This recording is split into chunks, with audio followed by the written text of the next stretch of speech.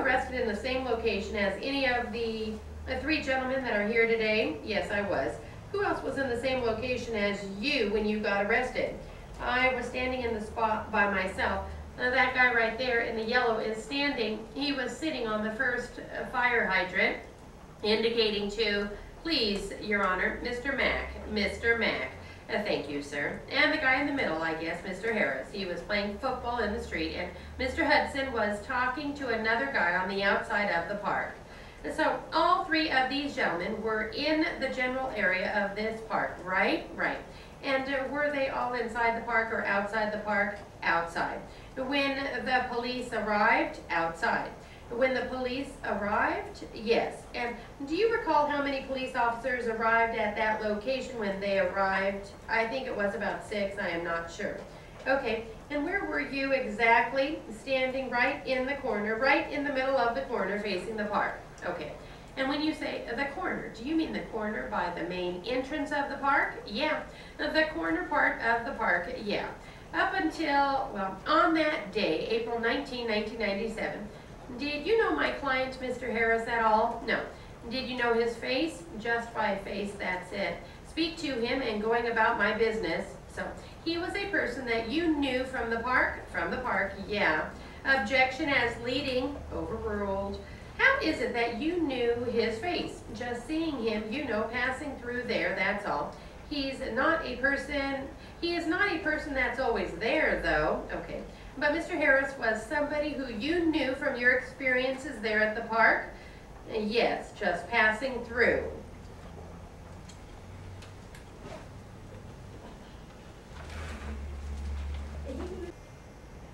Starts with question by defense attorney.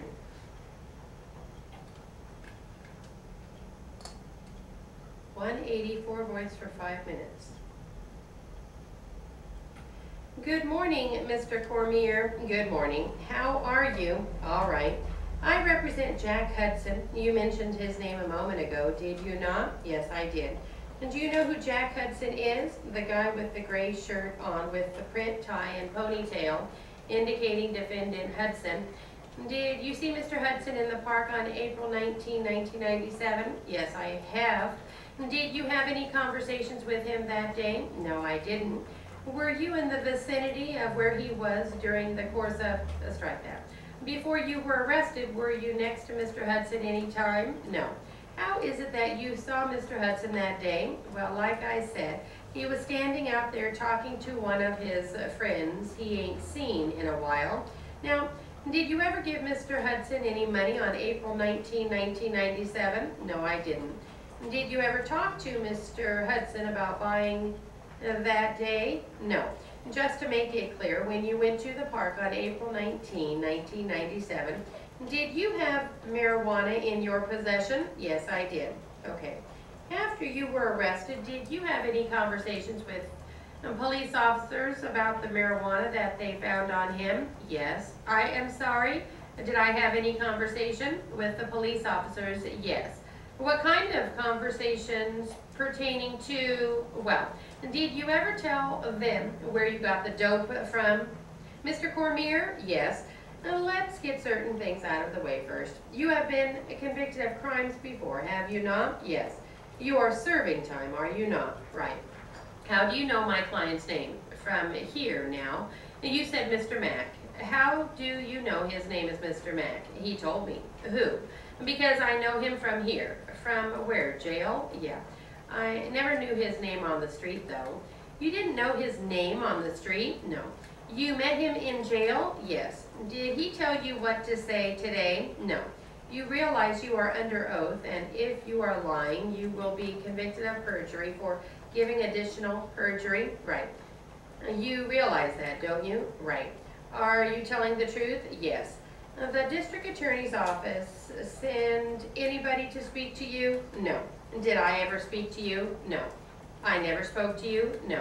What happened yesterday? Did I speak to you yesterday? Oh. Sir, you got to be sure of your answers. We want to know the truth. Did I speak to you yesterday? Yes. Did you ever speak to me before yesterday? No. Is it true that I asked you what happened in the park? Yes. Is that what I asked you? Yes. And I told you yesterday to be truthful, is that right? Right. And I told you what happens if you're not truthful when you take that stand. Is that true? True. What do you remember when you went into that park about what Mr. Mack was doing, if anything? He was just sitting on the fire hydrant, the Johnny pump, is that correct? Yes. You call it a Johnny pump or fire hydrant. I call it a fire hydrant. What was he doing? Just sitting there. Did he talk to anybody? No, he was by himself. Were you paying any attention to him? Was I? Yeah. Were you paying? I'm not talking to anybody else. No, I wasn't. I was just minding my own business, you know. Every time I looked in his direction, he was sitting there, right? And what is and was your business encompass? What is your business? Selling weed. And by selling weed, you mean selling marijuana? Selling marijuana. Now, there came a time when you were arrested because they searched you and found marijuana on you. Is that correct? Correct. 3 bags? Correct. And am I correct when I say that your testimony is under oath? Your testimony is that 5 bags, you sold 2, you went to get some wine, you came back with 3? Correct. Now, when you bought the wine, you gave the person money for the wine, did you not? I gave yes or no. When you bought the wine, did you give the person you bought the wine from money? The store, yeah. You didn't get it for nothing? No, I didn't. You bought it in a store? Right, okay.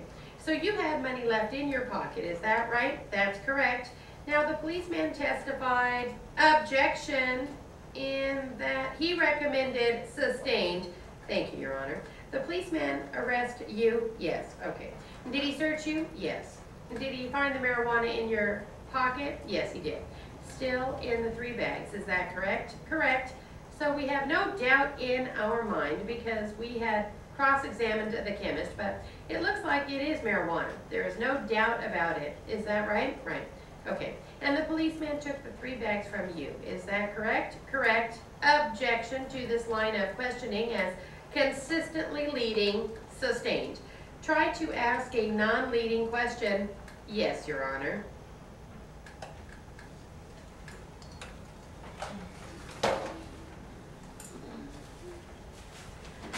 All right. We are starting off with the court, going into cross-examination by defense attorney.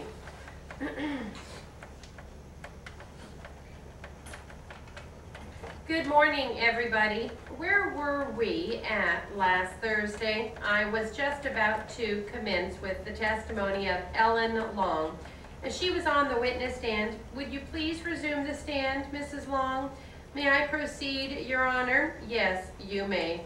Mrs. Long, do you recall testifying on Thursday last week that you had received some monies from your parents, Harold and Edna Bloom? Yes. Do you have with you today a check register that shows the disbursements of monies from Edna Bloom's checking account number 543801154? Yes. Your Honor, I would stipulate to this check register, it is a check register for one of the checking accounts in the name of Edna and Harold Bloom. I stipulate the entries in that check register in that account were made by either Edna or Harold. Do you accept the stipulation? Your Honor, I would only ask about a portion of that check register. I don't want to belabor the court with the detailed notes in the account. I am only concerned with those which I will be asking about here in court. Other than that, I will stipulate or accept counsel's stipulation. I would prefer to have the entire check register entered in there. Excuse me, Your Honor. My original intention at the beginning of this trial was to the effect that if any document was to be offered, the entire document would be offered into evidence, so I withdraw my stipulation. All right. Should that be marked as plaintiffs or defendants? Who wants it? Well, defendants 1, I guess, would be apropos, Your Honor. You mean defendants A. Will that be her respondent? I believe her respondent. Unfortunately, I don't have a copy. Perhaps we can mark it after I'm through questioning. Miss Long, do you recall the amounts of monies that you received in 1986 and 1987 from Edna Bloom? I recall receiving money. I would not like to divulge the exact amounts. I really don't remember them all without referring to the check register. Have you reviewed this check register prior to coming into court today? Yes, ma'am. Was your memory refreshed as to the sum of $16,000? Was that the amount used for the purchase of your vehicle, the Ford Mustang? Yes. And in June of 1986, Edna Bloom paid you the sum of $5,000. Is that correct? That was a gift. And in July of 1987, she paid you the sum of $1,000. May I refer to the entry? Certainly. May I approach the witness, Your Honor? Yes. Counsel, excuse me. What year was the June payment you were referring to? 1986. I'm just about to ask her about 1987. July 87. Was that for $1,000? June of 86 was $5,000. The sums again, $1,000. In June of 1987, she paid you the sum of $400. Is that correct? Well, that was a graduation gift. And in August of 1987, she paid you the sum of $200. That was my birthday, yes. And in September of 1987, she paid you the sum of $250? Yes. Did you pay back that loan? No, I didn't. Was there a promissory note or some document which reflected the terms of that loan? No. And in October of 1987, I see an amount of $100 on this account. Is that your handwriting? Yes, it is.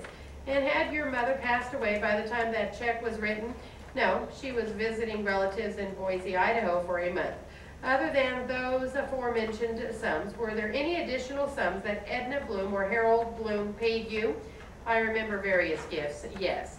If you could give us a dollar estimate as to the total amount of money which was given to you by Harold and Edna Bloom, please do so at this time. May I caution the witness not to guess? I cannot give you a dollar amount. During the time span which is reflected by this check register, strike that, were the gifts or monies by Harold and Edna Bloom prior to the time reflected by this check register? I'm sorry, would you please repeat the question?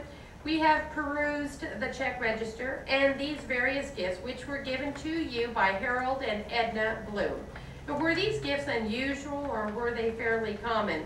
Unusual. Is there some event which made these gifts or payments unusual? Yes. And what is the event that you considered that made these payments unusual? I was married in January of 1986. My husband and I were both full-time students and we were trying to become self-supporting. I have no further questions of this witness, Your Honor. Redirect. Mrs. Long, would you look at this check register again? I'm a little confused. You said that there was a $5,000 check written to you sometime in June 1986. Is that correct? That's correct. And the next check was for $1,000? Yes. What was that for? Do you remember? For school. Well, was that a gift or a loan? I considered it a loan. In January of 87, there was a check for $100? Yes. What was that for? I can't recall. In June of 87, I see a check for $400. What was that for? Graduation present. And you said August was your birthday. You received $200. I don't remember the amount. In September, you indicate there was a check for $250. Was that also a loan? Yes. And the last entry was $100 in 1987? Yes. Do I understand that the total of these checks that you referred to as loans were for your education, my education, clothing, necessaries, etc.?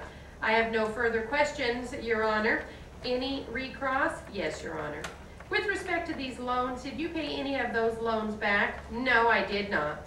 No further questions, Your Honor. You may step down. Next witness.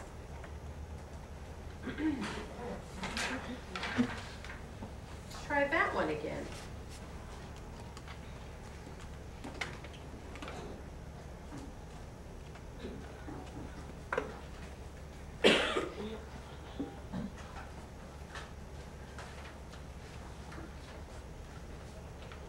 Good morning, everybody. Where were we at last Thursday? I was just about to commence with the testimony of Ellen Long.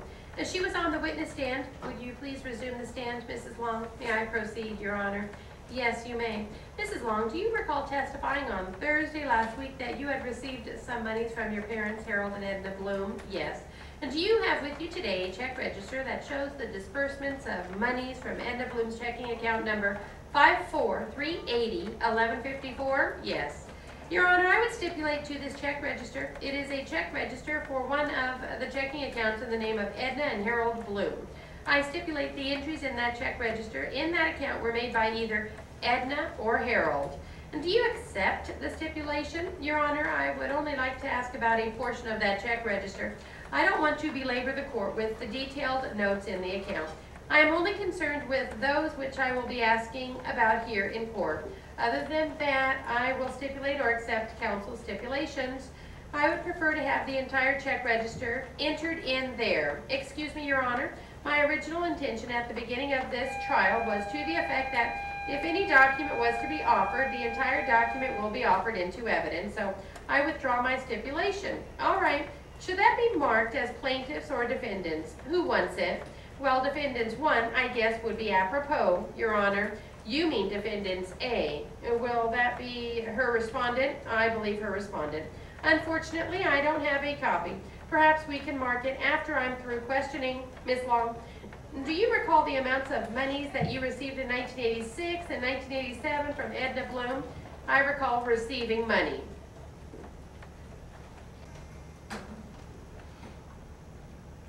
Good morning, everybody. Where were we at last Thursday? I was just about to commence with the testimony of Ellen Long. She was on the witness stand. Would you please resume the stand, Mrs. Long? May I proceed, Your Honor? Yes, you may. Mrs. Long, do you recall testifying on Thursday last week that you had received some monies from your parents, Harold and Edna Bloom? Yes. Do you have with you today a check register that shows the disbursements of monies from Edna Bloom's checking account number 543801154? Yes. Your Honor, I would stipulate to this check register. It is a check register for one of the checking accounts in the name of Edna and Harold Bloom. I stipulate the entries in that check register in that account were made by either Edna or Harold. Do you accept the stipulation? Your Honor, I would only like to ask about a portion of that check register. I don't want to belabor the court with the detailed notes in the account. I am only concerned with those which I will be asking about here in court. Other than that, I will stipulate or accept counsel's stipulation. I would prefer to have the entire check register entered in there. Excuse me, Your Honor. My original intention at the beginning of this trial was to the effect that if any document was to be offered, the entire document would be offered into evidence, so I withdraw my stipulation. All right. Should that be marked as plaintiffs or defendants? Who wants it? Well, defendants 1, I guess, would be apropos, Your Honor.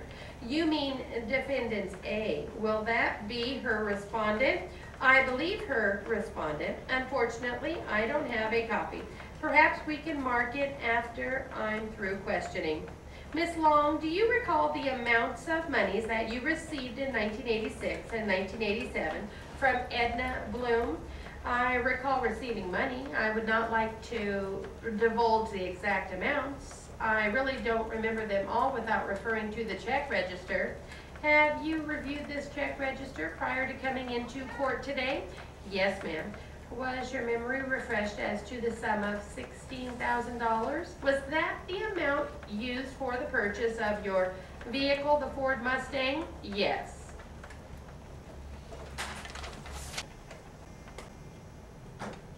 $200 for voice. Starts with question by defense.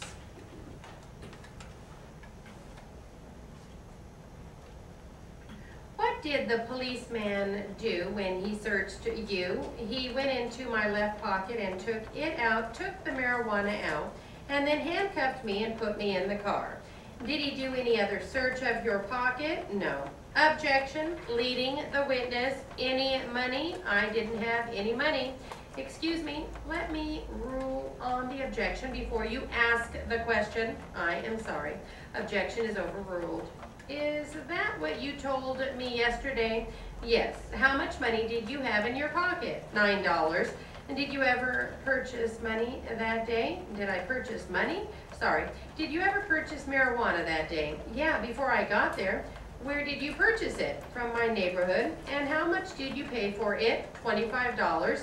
How much do you sell it for when you go to your place of business in the park? $5 a bag. How much was left in your pocket after the policeman searched you? What, the marijuana or no, the money? $9. And did you get to the station house? Yes, I did. Were you searched in the station house? Yes. Object to leading the witness, sustained. What happened in the station house? When he got me to the station house, he searched me again. That's when he found the rest of the money in my pocket. Who searched you? The deputy. A different officer? The same one that took the marijuana out of my pocket. And how much did he take from you? $9. Did you ask him, show me the money? Objection, leading the witness, sustained. I have no further questions.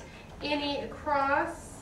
Mr. Cormier, you say you're telling us the truth today, is that right? Correct. And you're saying that you were in the park to sell marijuana that day? That's right. What time did you get to the park? About 11 o'clock. And what did you sell? Where did you sell the marijuana? The first 2 bags? I sold it right at the park. Who did you sell it to? I don't know who it was. What did he look like? I don't pay no attention to anybody. I just give to them and go about my business. What did the person look like? Male or female? It was a male and a female. How much did they pay you? $5 apiece. Where were you standing? By the park. Where in the park? Right there where I got busted at. And that was right at 11 o'clock. It was about at that time. I didn't have a watch on to tell what time it was. Okay. And how long was it before you saw these 3 men? They came about 2 hours after. 2 hours after, about an hour, hour and a half, something. And so at 11 o'clock, you sold 2 bags of marijuana, and 2 hours later is when you first saw these 3 men that day. Objection as misstating the testimony, overruled. And you didn't buy marijuana from any of these 3 men. Is that right? No, I did not. Now, do you remember talking to an investigator from Mr. Cho by the name of Rodriguez on May 21? Yes, and did you tell him at that time that you were there to sell marijuana? Yes, I did. You did. Did you want to take a look at the report? Objection as irrelevant. It's impeachment, well, sustained as phrased. Would you care to read this report, sir? No. Are you sure you're telling the truth when you say that you told him that you sold marijuana that day? I did tell him I sold it. You did tell him.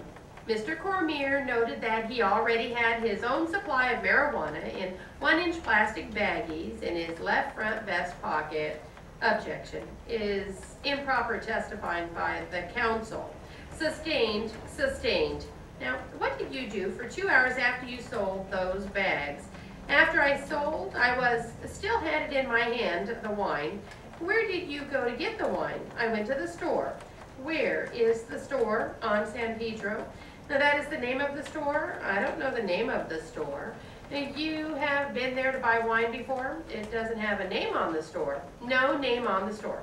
How many times have you bought wine there before? I always buy there. That was my first one that day. Well, you bought it before on other days, haven't you? You have to answer out loud. Correct. And you had a bottle of wine with you when you were arrested, is that right? Correct. Where was it? In my hand. Right in your hand? Yeah. What did the police do with it? They gave it to somebody. They gave the wine to somebody? Yes. Your personal property? Because he told me I was going to get released back out, so she held on for me until I got out. Which officer said this? That arresting officer. I don't know his name. He told you you were going to get released and you didn't take the bottle to take with you to the station? No, he did not. He just gives it away to somebody? I asked him. You asked him to give away this bottle of wine? Yes, because he said I was getting right back out. Now, when the police came 2 hours later, where exactly were you? I was standing right at the corner. Like I said, I was standing on the corner facing the park. And where were these 3 men? One playing football in the streets, one was sitting on the fire hydrant, one talking to one of his friends. outside of the park. And how long had they been there before the police showed up? About a good 30 minutes. So for the next 2 hours from the time you first sold those 2 bags of marijuana until 2 hours later, you never tried to sell any more of it. Is that your testimony? I had no chance to. You mean these 3 people and your friend that gave the bottle of wine to you and yourself were the only people in the park? No. There was people at the park playing dominoes and cards stuff hanging around, but I wasn't associating with nobody. Oh, I see. So you knew the 2 people that first bought the first bags of marijuana. They come to me, all the people, but you don't know their names? I don't know. If you don't know what they look, we didn't get to know. You don't know what they look like. Is that your testimony? Even though you have dealt with them before? I don't hear an answer. They were just people that come through, like I said. You're lying, aren't you? No, I am not. You don't know what these people look like, even though you have dealt with them. Is that right? Don't be going around there writing their pictures down and find out what they look like. You want to be sure who you are selling to are not police. I know they are not. She has to write down the question and answer. If you jump in too fast, she can't get both of you at the same time. So let him finish his question. Take a breath before you answer. Now let me ask you that question again, Mr. Cormier. There are about how many people in the park that day? I wasn't counting. So there were more people than just the 2 people you sold? We wasn't in the park. We was outside the park. Listen to my question. There were more people around that day than just the 2 people you sold to at these 3 defendants. Weren't there? Yes, there was. And you sold to these 2 people because you know them and you dealt with them before, didn't you? Right. And you didn't try to sell to anyone else in that park. Is that your testimony? I didn't have no chance to because they came up on us. For 2 hours? Right. You didn't have a chance? I wasn't. To sell to anybody? I was doing something. Minding my own business, drinking your wine that you bought, drinking my wine. I took a walk with your wine bottle that the police gave to someone else because you asked them to. By the way, who was this person that you asked the police to give the wine bottle to? It's a female. What's her name? Bibi. Where do you know her from? From downtown. Where does she live? Downtown. Where? I don't know. How often do you know her? I see her every day down there. What's Bibi's last name? I don't know. I don't even know if that's her real name or not. Did you give this name of Bibi to the investigator that came to see you? He didn't ask me all that. You didn't mention it, did you? That ain't got nothing to do with it. You didn't mention this to anyone else, including the police, did you? What? Do what? About Bibi being a friend of yours. Why should I mention something about that? And you're concerned at all that this